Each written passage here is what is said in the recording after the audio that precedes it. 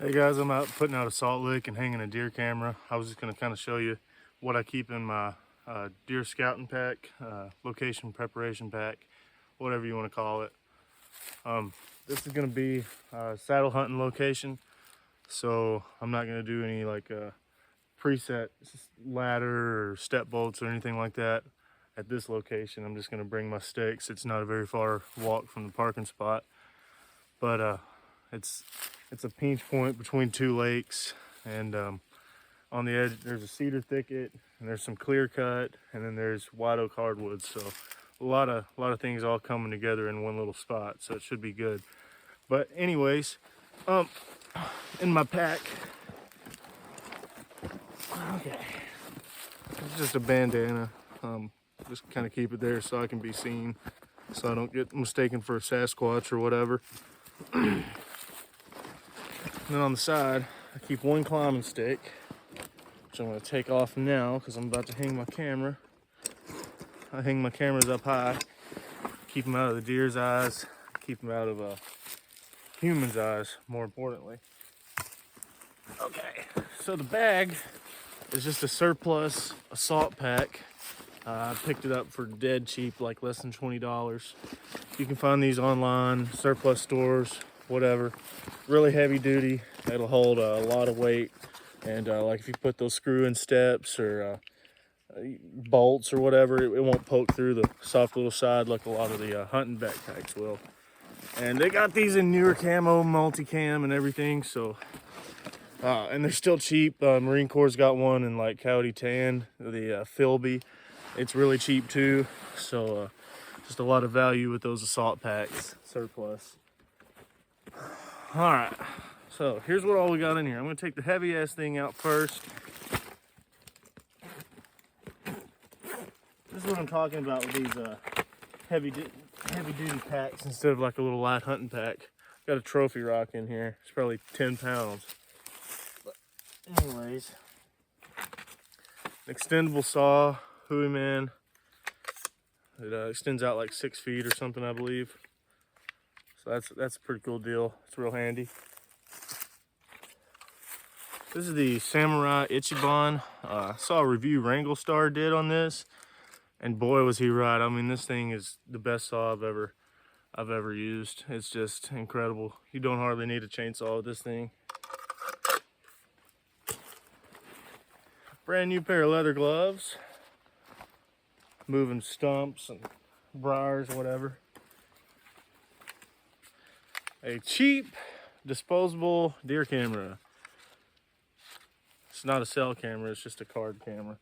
So like I said, this is easy access, so I can drive by on the way to my fishing hole and just check my camera. All right, this is a Molly Nalgene holder.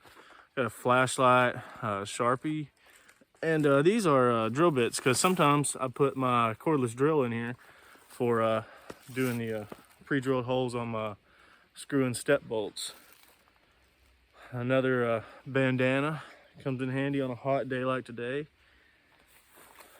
Nalgene, and that's everything in there. You gotta have water. It's in the mid-90s out here. It's later in the evening, probably 6 o'clock by now, but still. Oh, I forgot some stuff. There's some stuff in here. Haha, TP, and a notebook, and a toothpick. Nothing major. But anyways, this pack, put a lot of miles on this thing. Another water.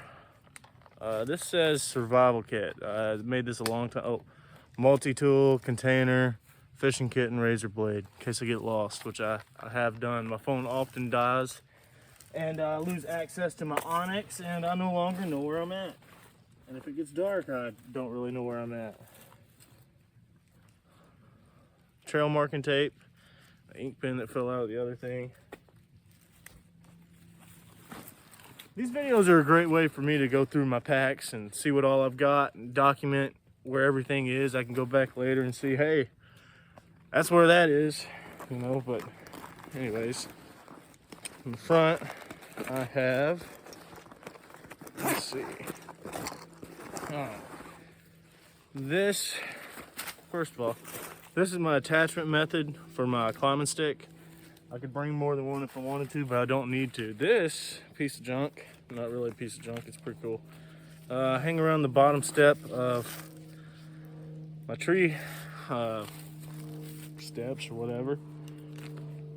It's an aider, a 4-step aider actually.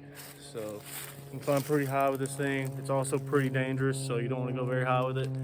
I don't have a lineman's belt with me. I'm just going 6-8 feet, enough to where the dude can't just come and reach up and jack my card. You know what I mean? And apparently it's better for the deer not seeing it too. Alright, so I got that. That'll attach my stick and help me get up the stick. Got a pair of gloves for climbing up trees, messing around.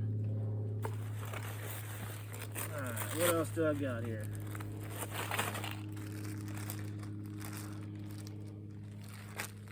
Oh. I got a map. Don't want to show you where it is because then you'll be on to my hunting spot. But it's a map of my hunting area. This is like there's a few little medical items, poison ivy, alcohol pad, aspirin, insect cream, just little bitty stuff. I jacked this out of some other first aid kit, and it has some little stuff that's good in the woods. So threw it in here, forgot it was in here. That's why these videos are great for me, because I forget where I put stuff. Alright. Got a pair of ratcheting tree shears.